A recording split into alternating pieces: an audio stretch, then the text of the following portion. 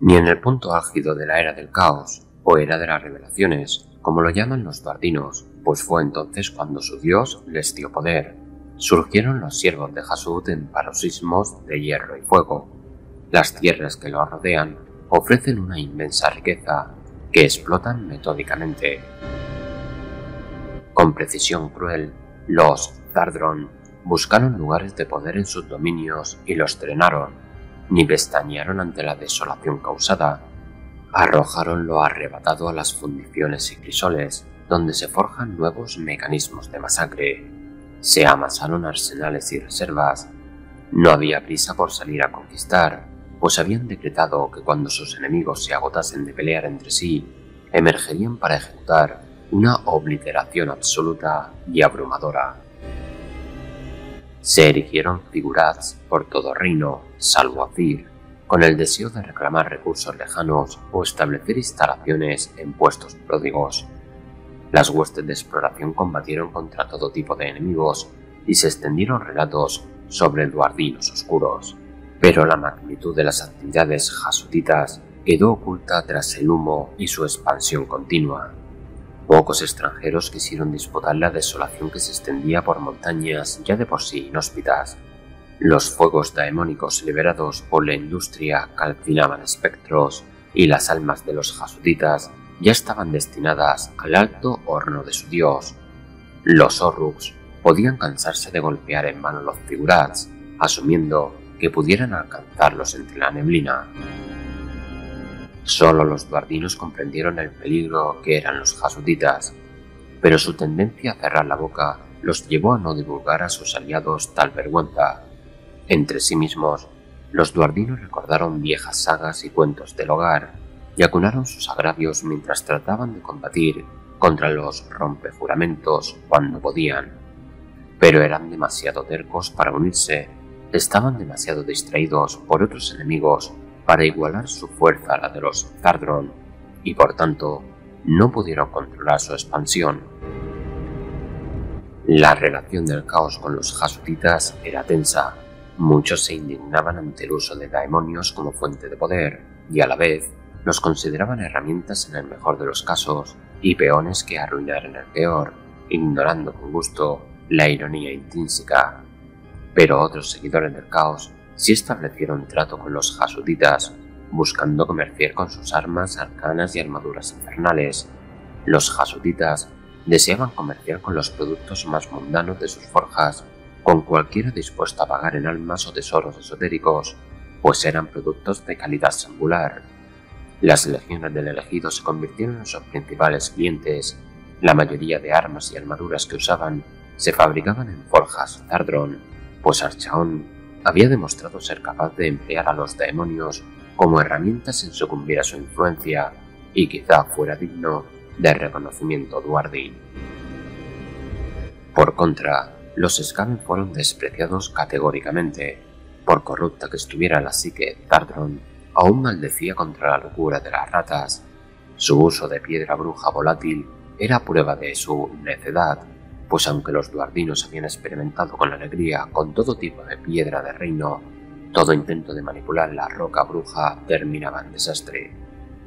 Hasud se mantuvo apartado del gran juego y sus seguidores tuvieron la prudencia de no antagonizar demasiado a ninguno de los dioses oscuros, evitando robar sus legiones o favoreciendo a sus rivales con el comercio de armas. Aún así, no escondían su odio hacia la rata cornuda, que devastaba, consumía y derribaba sin arte alguno.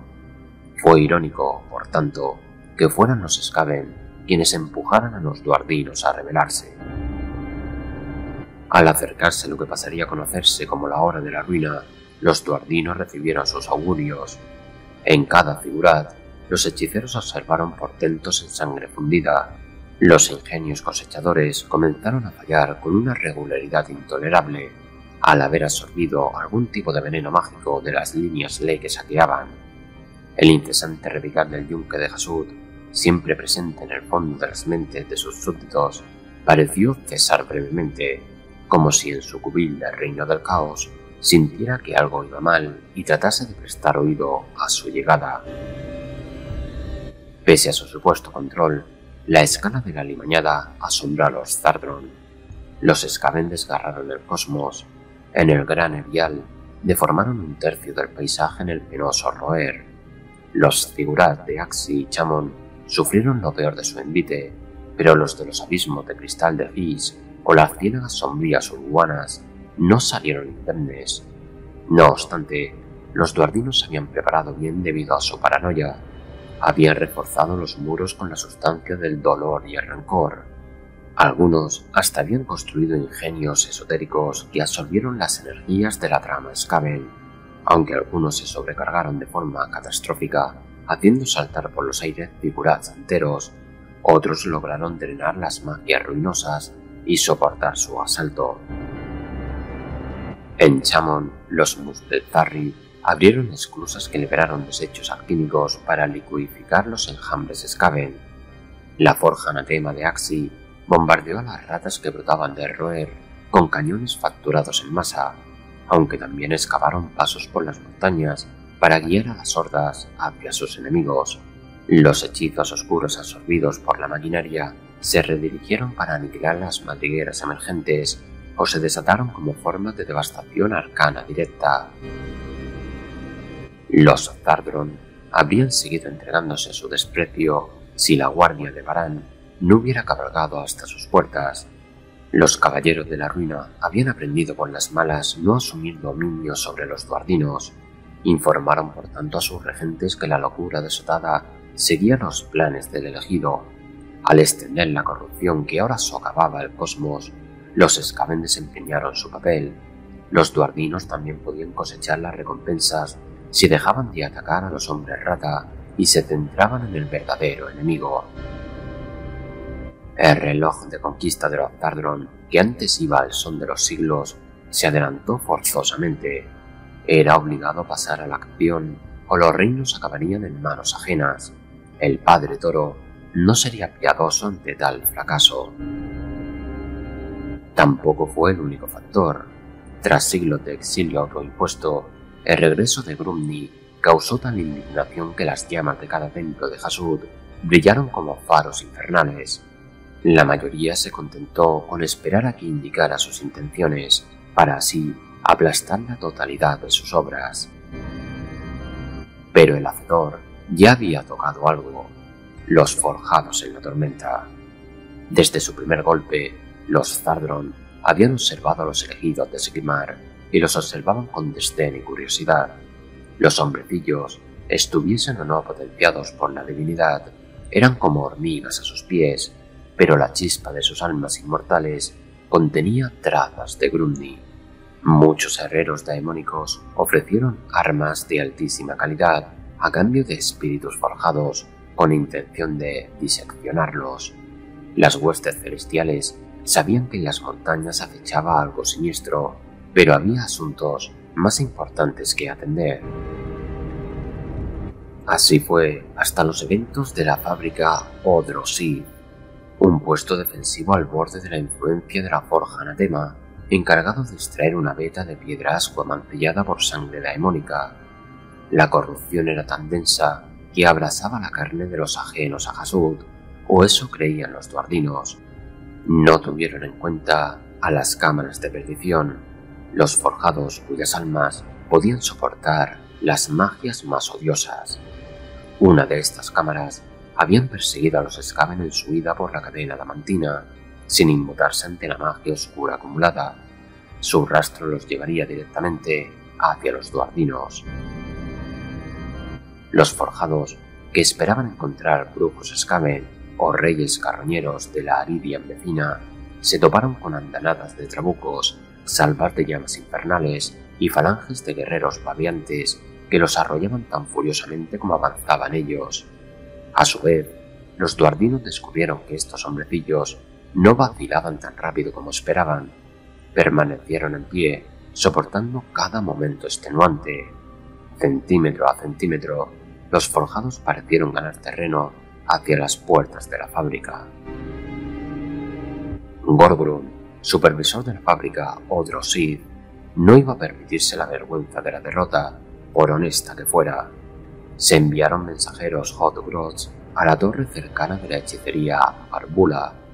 Al final del segundo día de batalla, la herrera daemónica llegó sobre su tauro llameante, seguida por una estampida de toros centauros e ingenios dominadores. Hasta la cámara de perdición perdió el coraje bajo este poder desatado. Fue escaso consuelo para Gorgrun. Haberse forzado a ceder el control de la fábrica a Barbula, su sueldo de trabajo, lo llevó a sus profundas minas durante siglos. En el campo no quedó ni el brillo de un relámpago, pero al extenderse las noticias de la incursión, los Zardron solo sintieron furia. Se les había refutado y mostrado poco respeto demasiadas veces.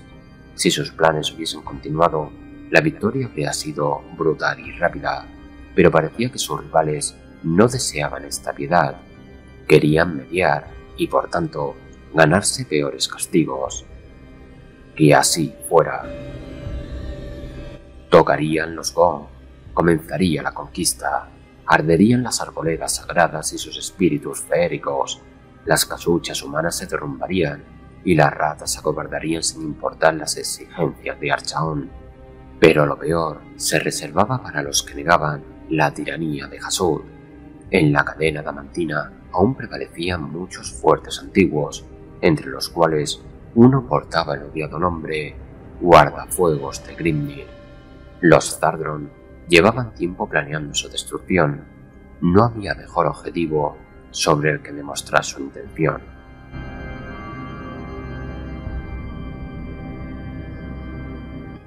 Los Zardron comercian con quien ofrezca riquezas, tribus Ogor, ciudadelas aisladas, hasta los Garadron más codiciosos, todos clientes potenciales, pues están igualados en debilidad, pero su pacto más antiguo es con los Mandamaloth. Los Mandamaloth son aliados naturales, pues comparten su carácter mezquino y taimado. A cambio de recursos del pantano, los Hasutitas proporcionan a los Orruk chatarra y explosivos tóxicos. Ambos bandos creen recibir lo mejor del trato y piensan que el otro es idiota. Se desconoce cómo comenzó el conflicto, pero los rumores Orruk hablan de un saqueo a un Karad, un concurso de beber que salió mal y un juramento ebrio de alianza verdadera, una noción vil para duardinos y mandamaloth. También hablan de un envío de armas que saltó por los aires, matando a los dos caudillos que pronunciaron tal promesa. Ambos bandos afirman haber traicionado al otro. No tarda en estallar la guerra. Los duardinos triunfan en campo abierto, pero los mandamaloth conocen sus dominios y emboscan y saquean. En las cámaras de la secta abrasadora hay losas que relatan una gran batalla a las puertas de Ur-Thor, poco característico de los ladinos Horrus, que acaba con muchas vidas, pero permite a una partida mandamala infiltrarse en la ciudadela a través de un túnel, amenazando directamente el trono negro de Hasud. Los Hot-Grots, peones de poco fiar usados por ambos bandos, terminan la disputa matando al cacique que emprende la infiltración antes de una diplomacia violenta que permita a los vapuleados mandamaloth guardar las apariencias y largarse. Nunca se explicó cómo descubrieron los Orruk los túneles. Con los Hot-Grots como mediadores se retoma el comercio. Como Horus y duardinos se niegan a tratarse directamente, los Hot-Grots arañan un incentivo propio.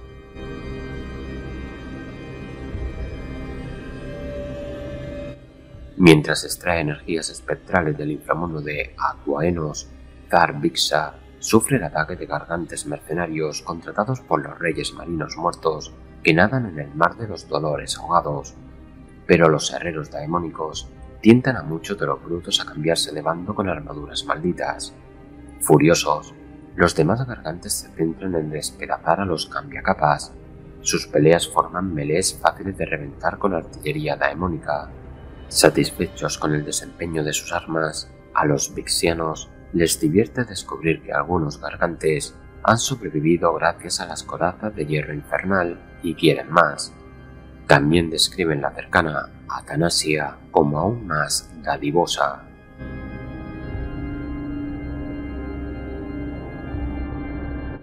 Preocupados por las huestes de Muspeltar en movimiento, Los osiarcas de la Legión Dorada, infames por bañarse el esqueleto con oro fundido, cierran varios valles con huesos fundidos en la roca. En lugar de entregarse a asedios, los hechiceros desatan sus arsenales contra los propios acantilados, enterrando las fortificaciones y su guarnición de osiarcas. La necesidad de escapar a través de las avalanchas resultantes no disuade a los duardinos. Después de todo, ofrece la oportunidad de hacerse con los huesos dorados y las gemas del alma rotas.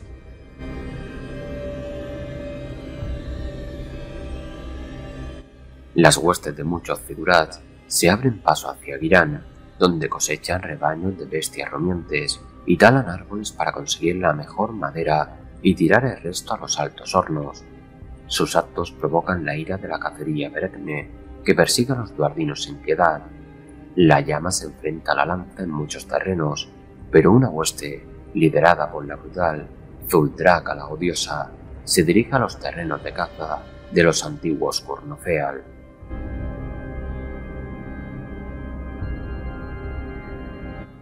Cuando el caos asoló el Erial, el guardafuegos de Grimnir selló sus puertas, pues los matafuegos prefirieron defender su ororo a las vidas mortales. El deshonor de este acto ha perturbado por años a la logia gobernante de Heimdall, ejemplo de la nobleza de los hijos de Grimnir. En la era de Sigmar, el guardafuegos es el punto de reunión no solo de logias como la Apostar, sino también de flotas Caradron que vigilan a los Skaven. Nada de esto enternece a los señores de la Forja Anatema. Al haber albergado una gran amargura por su abandono, quieren convertir el guardafuegos en el primer sacrificio de la Hora de la Ruina. Kaar emerge de su torre en el monte Varga para liderar la gran hueste de Forja. Se pulverizan montañas a un ritmo aterrador y sus escombros se usan para colocar autopistas angulares que se extienden desde la forja y parten la cadena adamantina ante el avance duardin. La primera señal que recibe el guardafuegos es el retumbar distante al que sigue un humo acre en el horizonte. Las defensas del guardafuegos de Grimnir son obra maestra de la arquitectura, con contrafuertes rúnicos y campos de muerte ardientes, pero la artillería jasutita lo destroza todo. Aunque haya salidas heroicas con grandes hazañas, el avance de los herreros infernales nunca cesa. Solo las puertas finales, forjadas a imagen de Grimnir, son inviolables, hasta que Taar activa el Dungrod, un cañón colosal recuperado de Urthor. El Dungrod ruge y se forma una grieta en las puertas que abre una estampida de toros, centauros y autómatas. Los duardinos del caos se infiltran en el guardafuegos y se desahogan, profanando tumbas de ancestros, fundiendo iconos y lanzando matafuegos a pozos de llamas que arden negros. Se eleva una niebla tóxica visible desde el monte Bostargi, mientras Uraktar desciende a las cámaras de los sacerdotes Thalgrim.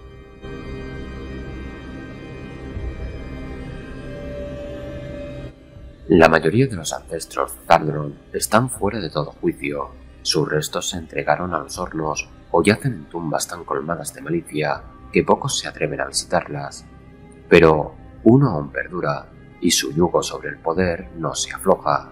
Es Uraktar, el primer herrero daemónico, y su longevidad solo es equiparable a su mezquindad. Nadie es tan docto en las artes de Hasud como Uraktar, pues se dice que estudió bajo el mismo padre de la oscuridad, aunque preside sobre la forja Anatema, ya que atrajo a sus jerarcas al servicio del padre Toro. Afirma haber ayudado a Hasud a recabar conocimiento en el reino del caos, en lo profundo de la ciudadela de Urthor. De ser esto cierto, Taar es uno de los mortales más viejos que existen. Su sensación de superioridad, sin duda, parece haberse afinado a lo largo de milenios.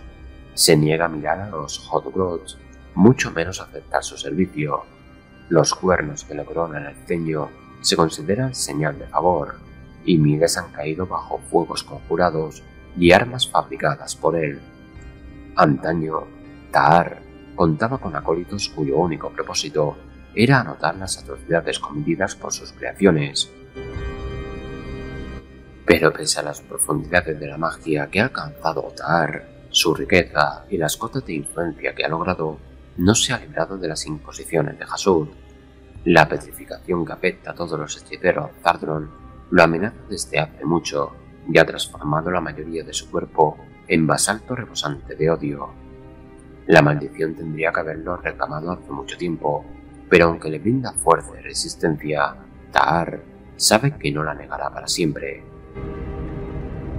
Solo mediante voluntad y orgullo ha evitado sucumbir Tahar, además de la búsqueda obsesiva de secretos arcanos que ralentizan su degradación. Algunos son revelados por contactos en la guardia de Baran, pues muchos de esos campeones portan armas y armaduras forjadas por Tahar. Otros vienen de sus estudios diabólicos.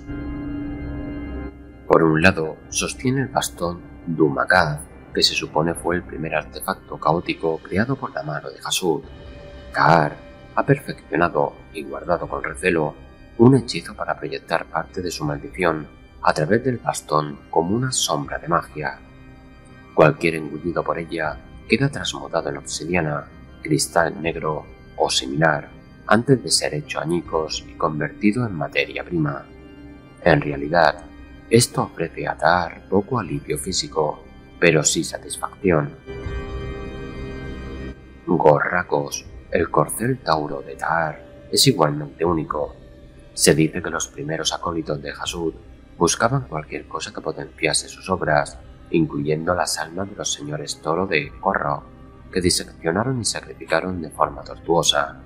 En Gorrakos se encuentran sellados los restos espirituales más poderosos. Quizá como resultado, en el constructo se ha gestado una conciencia extraña. Aunque la mayoría de tauros están inmóviles cuando nadie los monta, se ha visto a Gorrakos moverse por voluntad propia, siguiendo con la cabeza a aquellos en presencia de su maestro. Esta aberración sería eliminada con rapidez, de no ser porque Gorrakos murmura secretos primordiales de vez en cuando, secretos que han servido a Tahar más de una vez. Tahar sabe que, para liberarse de los grilletes de Hasud, debe seguir sus pasos, debe alcanzar la divinidad. Tal vanidad asombrosamente arrogante no es más que un paso en la larga procesión que ha seguido. Sus huestes son testamento de su orgullo, junto a los clanes ricos y hechiceros prometedores que ha dado en servicio eterno. Comanda las mejores máquinas de guerra, muchas de ellas rescatadas de las entrañas de Urzor mediante la influencia de Tahar entre el sacerdocio para ser reparadas y colmadas de odio. Tahar ve la hora de la ruina y la oportunidad de conquista que ofrece como una llamada al inicio de su misión deificadora.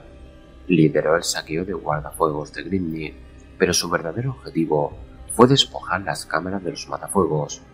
Dentro, ha descubierto algo que ha despertado su fascinación.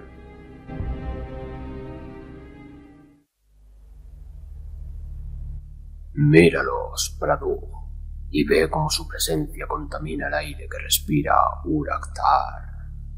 El acólito hizo lo que se le ordenaba. No se podía negar a esa orden, no de labios de Uraktar, pues fue él quien habló con total autorreverencia. Después de todo, el maestro había trabajado a las órdenes del Padre de la Oscuridad y mostraba las cicatrices de su forja y los cuernos de su favor. El calor que desprendía el tauroide de piel broncínea de Tahar arañó el rostro de Bradu, y su magia maldita le producía en la carne una sensación pétrea y rasposa. Ignorándolo, el sacerdote entrecerró los ojos y miró al cielo ennegrecido por el humo de artillería. En la oscuridad, el fuego etérico dorado brotaba en ráfagas de la aeronave Caradron, que colgaba como un martillo en los cielos. Una exhibición despreciable, primer y reverendísimo herrero daemónico. Nuestros parientes. La voz de Tahar retumbó en la caverna de su garganta. En ella resonaba una profunda corriente de odio, tan arraigada que salía ya sin pensar. Tan esclavos de su tecnología, tan ciegos. Uraktar decreta su fin. La piedra crujió y se descascarilló cuando el hechicero levantó los brazos, mientras brillaba la cabeza del báculo Dumagad. Bradu bajó la cabeza y recitó una letanía cuyos sonidos guturales le abotargaron los labios. Entonces Tahar pronunció una palabra y el fuego brotó en grietas desde su forma lícita.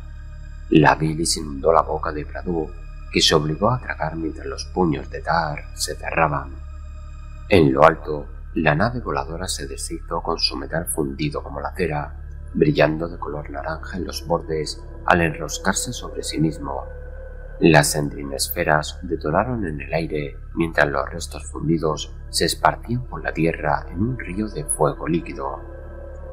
«Recoged a Eteroro de los restos», ordenó Tahar mientras su tauro resoplaba. «Uraktar lo utilizará».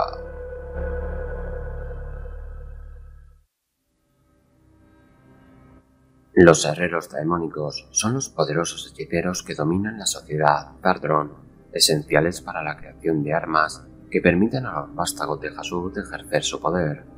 Viven en lujos extremos, pero su ambición y naturaleza repugnante los llevan a manipular a clanes enteros que dependen de su habilidad. Desde jóvenes, los aspirantes a herreros son entrenados rigurosamente en los Ziggurat, donde el conocimiento es celosamente guardado. El entrenamiento es brutal, con acólitos que deben practicar encantamientos y grabar runas sin descanso, ya que un error puede llevar a su destrucción. La magia de estos herreros se manifiesta en formas malignas, como niebla tóxica y ceniza, y utilizan el fuego de Hasud para crear armaduras mortales y dar vida a sus siervos.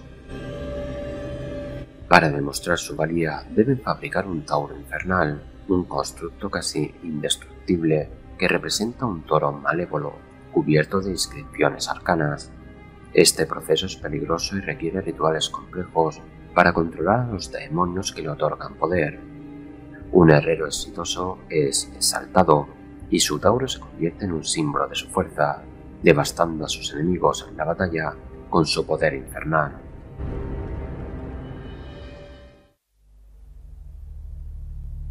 Los duarvinos no manipulan el éter por naturaleza. Al servir al toro, no aceptamos el don, sellamos un acuerdo. Lo que se da libremente carece de valor. Con el tiempo, la carne de quienes invocan el poder del Padre de la Oscuridad se petrifica. Es el precio de Hasud. Comienza en las extremidades. Un dedo, un pie. Puede tardar siglos en reclamarlos por entero. Siglos en los que forjar un legado y hallar la forma de contrarrestar el yugo de la piedra. Pero acabará por reclamarnos. Hasud así lo quiere, aunque él preservará nuestra gloria en la eternidad, pues no nos pudriremos. Quienes destacan son colocados en lo alto del Ziggurat para presidir nuestras tierras conquistadas. Los débiles son pulverizados y usados como combustible.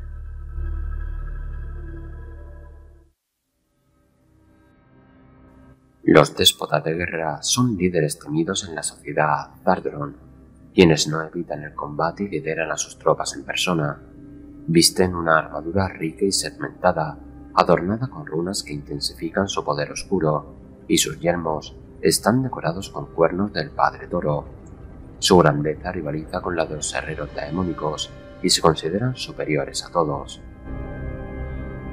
Estos líderes suelen provenir de clanes reales y pueden ser ancianos maliciosos, príncipes ambiciosos o industrialistas codiciosos. Para fortalecer sus ejércitos, deben establecer una relación de dependencia con los herreros daemónicos, quienes les proporcionan armas mejoradas a cambio de lealtad y recursos. Esta simbiosis es crucial para ambos, ya que los déspotas necesitan el poder de los herreros tanto como estos requieren su apoyo. Los déspotas ven a sus guerreros como meras herramientas y esperan obediencia inmediata, utilizando tácticas brutales para mantener el control. Con una vasta experiencia en batalla, los déspotas ancianos no dudan en emplear cualquier estrategia, considerando su disposición a cometer atrocidades como un derecho de gobernar. Su enfoque implacable y su capacidad para reunir fuerzas masivas los convierten en adversarios temibles en el campo de batalla.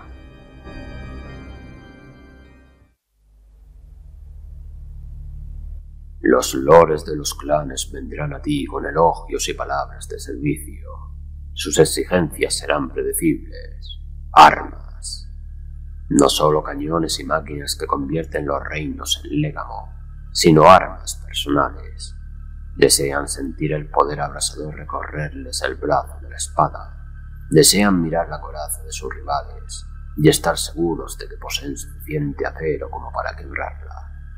Facilita sus deseos. Reúne cada pizca de artificio para colmar las armerías de los señores de la guerra y varones industriales. Asegúrate de que no haya producto burdo o rúnico que rivalice con tus obras. Y mientras lo haces, asegúrate de extraer juramentos de servicio a quienes buscan fuerza de tu mano. Un arma siempre se recupera. Un acto y sus consecuencias perduran.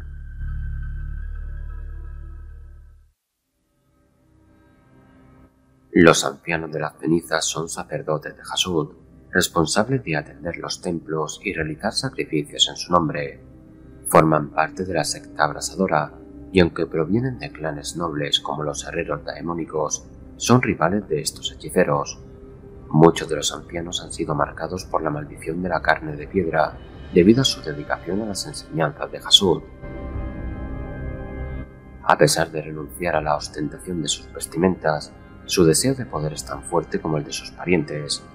Los ancianos son capaces de invocar el odio de Hasud, generando ascuas que pueden fundir armaduras y consumir almas. Además, son los guardianes de las reliquias más profanas del dios, incluyendo los temidos martillos negros. Estos martillos, que son considerados insultos a la tradición de Grumni, están templados en la sangre de herreros rúnicos o sacerdotes, y se dice que son devastadores en manos de un Drathgar, mientras que un portador no favorecido por el Padre Toro puede sufrir graves daños. Un sacerdote Drathgar puede utilizar un martillo negro para canalizar poder hacia Hasud, lo que intensifica su fervor en las prédicas.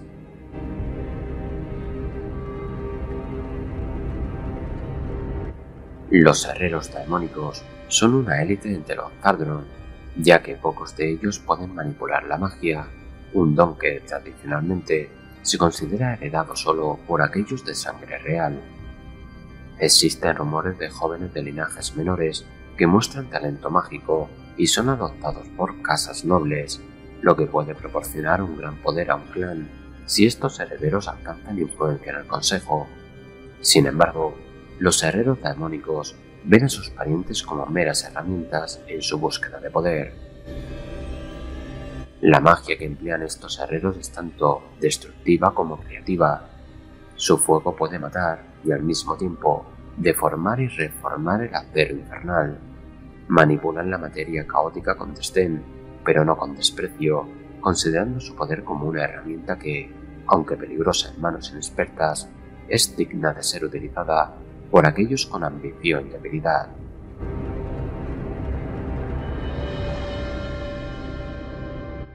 Las bombardas torturadoras son armas diseñadas para desatar un fuego devastador, lanzando energía pura del caos en lugar de proyectiles convencionales.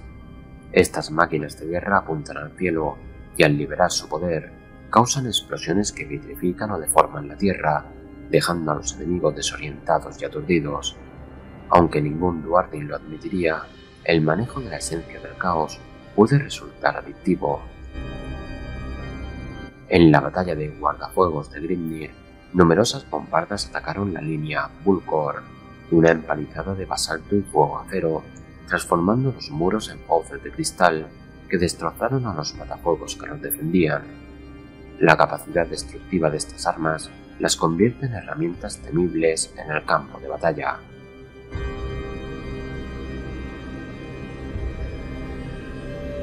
Las baterías de cohetes aullamuertes reciben su nombre por los aullidos que emiten al lanzar sus misiles. Al impactar, estos proyectiles generan fuegos semiconscientes conocidos como Hasuzar, que buscan consumir carne viva. El olor de la explosión es tan intenso que quema las fosas nasales, aunque los Thardron, acostumbrados al humo y la ceniza, apenas lo perciben. Las llamas Hasuzar son crueles y primarias, consumiendo rápidamente la carne de sus víctimas mientras las matan lentamente. Cuanto más resistente es la presa, más intensamente la abrasan. Los coheteros son expertos en utilizar estos misiles para convertir a jefes garagantes en antorchas vivientes e inmolar a señores arbóreos, quienes ven incluso sus valiosas semillalmas consumidas por estos horribles fuegos.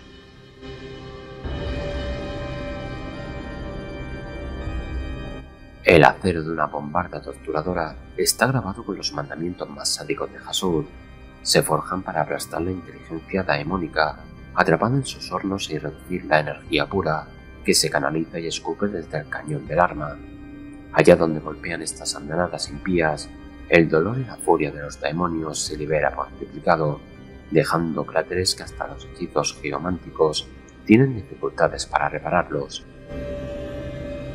Las ojivas muertes burbujean con sus sustancias químicas arcanas, listas para prender con una chispa de fuego daemónico. Los materiales arcanos necesarios suelen ser producidos por los verditos de la forja Zardron. Recuperarlos exige que obreros duardinos o hotbrods se aventuren en las cavernas y cubetas de las profundidades de los figurats, donde les espera todo tipo de destinos funestos.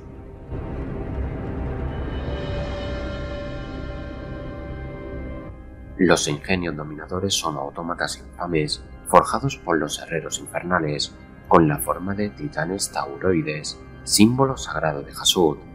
Su creación está rodeada de rumores oscuros y accidentes industriales, y se dice que tocar uno de estos constructos puede provocar la ira de Hasud, llevando a la persona a cortarse la extremidad para evitar su desdén.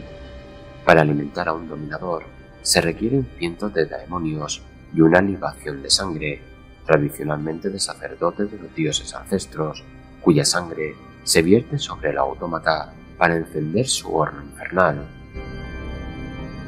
La llegada de un ingenio dominador se anuncia con calamidad y ruido, ya que su marcha es lenta pero implacable, aplastando a quienes se interpongan en su camino.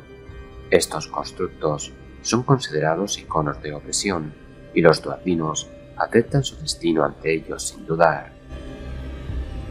El fuego es su principal arma.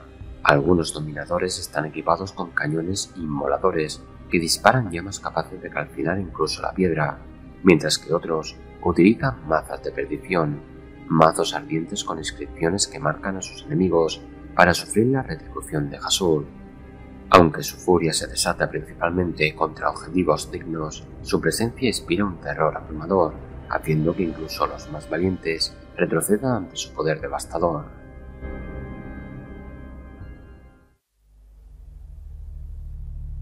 Los pasos de la máquina se detuvieron en la entrada del salón, donde Morbag se escondía.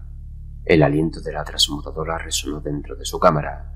Se había resistido a los duardinos potenciando las armas y escudos de sus camaradas, y entonces la máquina Toro la había mirado y había derrumbado su alma. Ignorando los gritos de sus compañeros, Morbag huyó y ahora buscaba fuerza arcana en la piedra del salón, respirando con alivio. Una porra llameante atravesó el muro. Los encantamientos que Morbag había tejido se quebraron y su sustancia etérica restalló como una cadena rota y azotó su piel. Gritó mientras el titán cornudo se abría paso entre los escombros. De la nariz del autómata brotó humo cuando éste empuñó la maza. El cuerpo de Morbag estalló en carne y tuétano humeantes al tiempo que su alma se incendiaba. De camino a los inframundos, Morbag siguió ardiendo.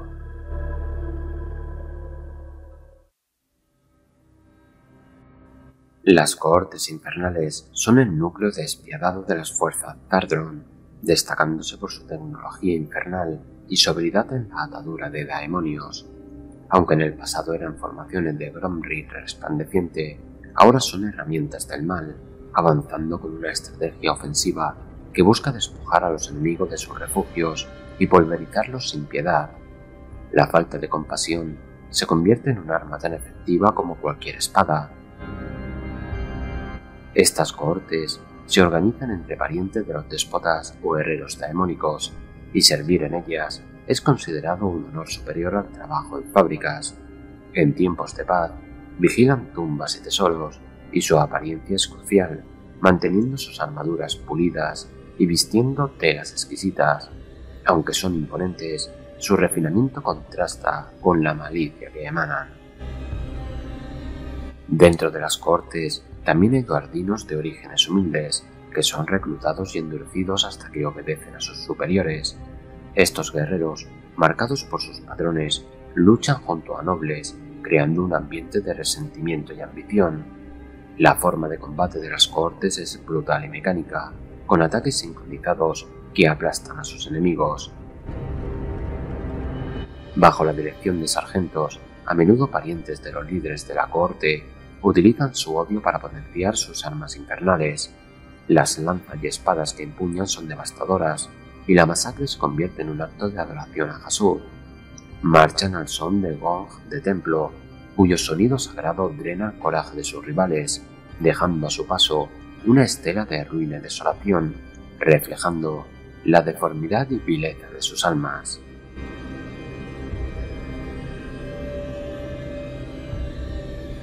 Los arrasadores infernales son duardinos que utilizan armas de fuego daemónicas, diseñadas para causar destrucción y calcinar a sus enemigos. Aunque algunos pueden provenir de clanes reales, la mayoría son artesanos de baja cuna que buscan mejorar su estatus a través del servicio militar. Se distinguen por sus cascos que evocan los yunques donde forjan sus armas, y su orgullo por su trabajo se manifiesta en la destrucción que causan. Estos guerreros suelen empuñar cañones trabuco que al disparar emiten un rugido sobrenatural. Estos cañones están cargados con carne daemónica vitrificada que explota como metralla, causando un daño devastador tanto al cuerpo como al alma de sus enemigos. Cuando se utiliza en masa, pueden derribar incluso a un cuerno pétreo. Otra de sus armas infames son los tirallamas, versiones más compactas de los grandes vomitafuegos utilizados por los Zardron. Aunque los duardinos desprecian al Gromrith por su asociación con Grumni, lo consideran superior a cualquier otra creación que no sea suya. El fuego que escupen los tirallamas tiene una conciencia maliciosa, buscando vorazmente colarse en las armaduras de sus enemigos.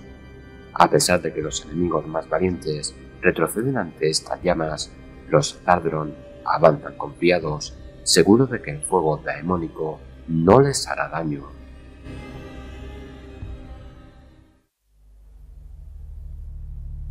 El fuego desgarró la madriguera cuando corrientes de viento venenoso se encendieron y ardieron. Las explosiones chamuscaron las paredes y carbonizaron a los guerreros Skaven, cuyos miembros se enroscaban como los de arañas muertas. ¡Recargad!, gruñó Thorgrun, mientras sus acuchilladores daban un paso atrás. Anillos grabados le tintineaban en su barba mientras observaba a los hombres rata aterrorizados. Los gong sonaron en sus huestes de guerra y su zumbido sónico hizo crujir las paredes del túnel. Los legionarios golpearon el suelo rocoso con las culatas de sus lanzas antes de tomar posiciones. Siseos de la ira anunciaron la aparición de un jefe Skaven entre las sombras. Con frenesí rabioso, la indignación de haber sido vencidos había superado su cobardía natural. Entre chillidos, lanzó un desafío antes de lanzarse a la carga. Riéndose, Thorgrun apartó a sus guerreros y se preparó para recibirlo. El hombre rata era un borrón de espadas, indisciplinado pero salvaje. Thorgrun lo aguantó, cuadrado como un monolito de hierro, con runas llameando en su armadura. Su aguja osciló como un péndulo, dejando una estela de fuego al hendir la armadura del Skaven y mutilarlo con una eficacia clínica. Se rió a carcajadas. Seguía riendo cuando la rata se abalanzó sobre él y le golpeó en la cara con la cola. Su postura no cambió, sin embargo, su orgullo aulló ante la herida. Con un rugido más propio de una bestia, Thorgrun agarró por el cuello a la criatura que retrocedía. Sus ojos se desorbitaron cuando la levantó, golpeándola contra la pared del túnel una y otra vez.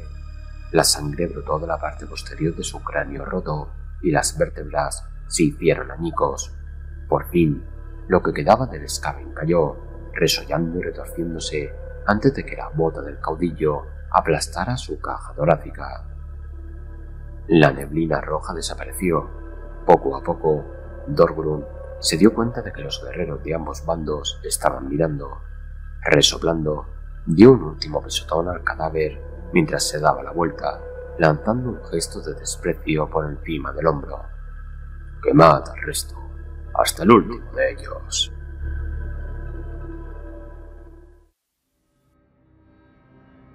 Los Hotgroth Vandaloth son una variante más grande y cruel de los Groth que acompañan a los Tardron en sus marchas. Su nombre proviene de su inclinación a destruir las obras de seres más espirituales. Para los duardinos, estos Hotgroths son considerados desechables y su muerte es vista como una oportunidad para preparar armas o reorganizar tropas. Motivados por la codicia, los Hotgroths buscan saquear todo lo que pueden. Tras las guerras de la promesa rota, han actuado como intermediarios entre los duardinos y los mandamaloth, facilitando el comercio de material bélico y bestias capturadas a cambio de un sueldo justo. Sin embargo, muchos se ven obligados a huir de sus clanes o buscan beneficiarse de la servidumbre, infestando los niveles inferiores de los figurats y sirviendo a quien los acepte. Estos Hotgroth suelen vestir armaduras y armas robadas de las fábricas, aunque la mayoría de los objetos desechados por los Tardron no cumplen con sus estándares. A pesar de esto, los Hotgroth saben que estos desechos son superiores a sus propias creaciones.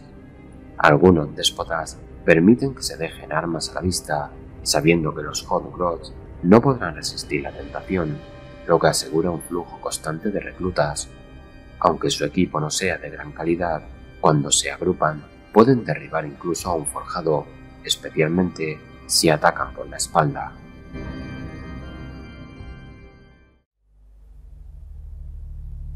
Grifta se frotó las manos. La noche tenía agur en las garras y el frío de la cueva era penetrante. Los Hotgroths se arremolinaban, murmurando. Sus contactos llegaban tarde. No era bueno hacer esperar a los amos. Finalmente, oyeron crujidos en la nieve del exterior. Otros Hotgroths entraron en la cueva, vestidos como cortacuellos en lugar de llevar chatarra industrial. Las peñas se miraron entre sí. El ceño de Grifta se frunció contra su jefe, que no tardó en resoplar. «¿Qué tal, Grifta? ¿Todavía te inclinas ante los tapones?» «¡Cállate, Flip!», gruñó Grifta. Su antiguo segundo al mando rió, igual que cuando obligó a Grifta a huir de la compañía y buscar refugio con los duardinos. «¡Callaos los dos!». Un apestoso titán cocodrilo entró en la cueva y Grifta pudo observar al orco corpulento que montaba la bestia maloliente. Tras su yelmo, el jefe pantanoso, Skundre, le respondió con desprecio. «¿Y bien, Grifta? ¿Tienes mi premio?». Grifta, sin apartar la vista, hizo señas a varios Hotgroth para que avanzaran. Traían jaulas llenas de grandes anguilas, nativas de las aguas poco profundas de Corrogian, a la gente de Skundre. «Entonces», dijo Grifta, «¿vosotros cerraréis los flancos a los chicos brillantes cuando lleguen los oscuros?» «Siempre y cuando no tenga que hablar con ningún tapón», espetó Skundre. Se inclinó hacia adelante sonriendo. «¿Tienes la otra cosa?». Grifta hizo una pausa antes de sacar un amuleto de ambarosio de una bolsa. Había tenido que hacer un montón de trabajo sucio para uno de los duardinos para adquirirlo. Lo sopesó antes de lanzárselo a Skundre. «Lo justo es justo», gruñó Skundre antes de arremeter con su atrapahombres. Las mandíbulas con pinchos de su arma agarraron a Sleeve por el brazo, retorciéndoselo hasta que el hueso se quebró, antes de arrojar al Groth a través de la cueva para que yaciera temblando a los pies de Grifta. «Yuzma, todos vosotros», los despreció Skundre. Una vez se hubo ido, Grifta se atrevió a hacer un gesto burdo antes de mirar a Sleeve, que gemía y se retorcía. Una sonrisa cruzó su rostro. «Créeme, viejo amigo, vas a desear que esto te hubiera matado».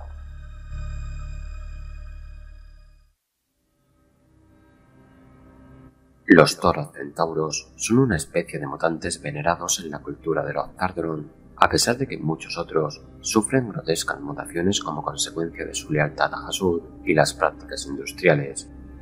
Estos seres tienen un cuerpo cuadrúpedo con patas de toro y un torso de duardin, y son considerados como los vástagos favorecidos de Hasud por la secta abrasadora. Se cree que fueron criados a través de las obras de forja kármica del Padre de la Oscuridad antes de la Gran Traición, aunque también se sugiere que podrían ser el resultado de la corrupción de los duardinos. A pesar de su apariencia bestial, los toros centauros son astutos y se benefician de su estatus, viviendo en lujosos establos subterráneos bajo los templos y sirviendo como tropas de choque. Los toros centauros viven en aposentos opulentos, decorados con sedas y tesoros dorados, lo que alimenta su sentido de divinidad. Sin embargo, su naturaleza agresiva se refleja en la violencia que a menudo ocurre en sus establos, donde hay sangre y cuerpos despedazados. A diferencia de otros Zardron, que son meticulosos, los toros centauros valoran la agresividad rápida y primal y suelen actuar como rompelíneas en la batalla, armados con gruesas armaduras y desafiando las estrategias generales. Se consideran invencibles y por lo general no se sienten obligados a seguir las reglas del sueldo de trabajo, excepto las que deben a la secta abrasadora y a Hasud. Los más reverentes entre ellos son los centinelas ungidos, quienes vigilan los altares de sus fortalezas con gran altivez. Estos centinelas han sido instruidos por los ancianos de las cenizas y pueden recitar escrituras hasuditas mientras combaten a los intrusos. Durante la preparación para la guerra, se ungieron con óleos sangrientos y usan cascos hasudar que emiten un humo sagrado llamado aliento del toro, que puede moderar sus inclinaciones agresivas. En combate, protegen el terreno sagrado y a los líderes de guerra, informando a sus sacerdotes sobre cualquier falta de piedad o incluso eliminando a los infractores.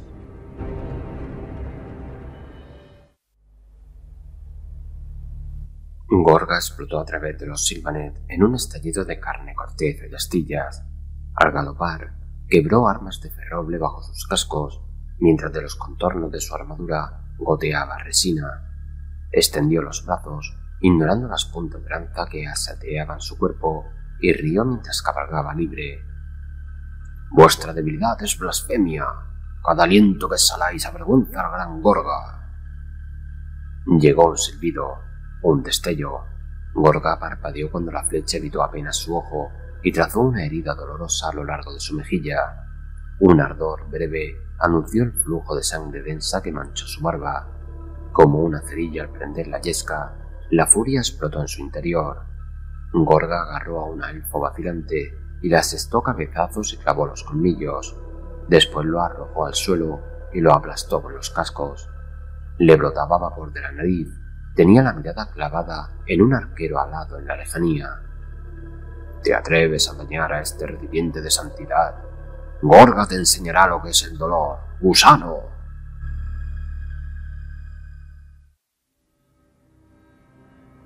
El dios traidor, maldito sea su nombre, está obsesionado con el control. Tiene un credo máximo: todo debe someterse. La ley se encarna en los Hasutar, forjados a la imagen de un toro. Estos yelmos casi siempre son dorados, derroches, como todo lo que forjan los rompejuramentados. Están empoderados por hechizos prohibidos, encantamientos, dicen, que desvían golpes. Quizás sea cierto. En cualquier caso, su verdadero propósito no es la protección. En un Hasutar ondulan vapores arcanos. Respirarlos es ser colmado por el propósito del oscuro. Los brazos nunca flaquean, no importa cuán cansados estén. La fatiga no llega ni a la mente. En tanto el gas agite sus pulmones, quien porta un Hasutar se mantiene despierto y alerta. Marcha durante días sin detenerse y araña un muro hasta que cae. Sí, quienes portan estos yelmos obedecen a sus superiores sin detenerse ni cuestionar nada. Pregúntate, ¿por qué solo los más brutales y obstinados de los rompejuramentos guerrean con un Hasutar en la cabeza? Porque no son sus señores Quienes portan tales reliquias sagradas no ansían la comunión con su Señor. Todo debe someterse. Pese a su poder, esos humos calcinan algo dentro de su ser, algo vital, llamémoslo alma.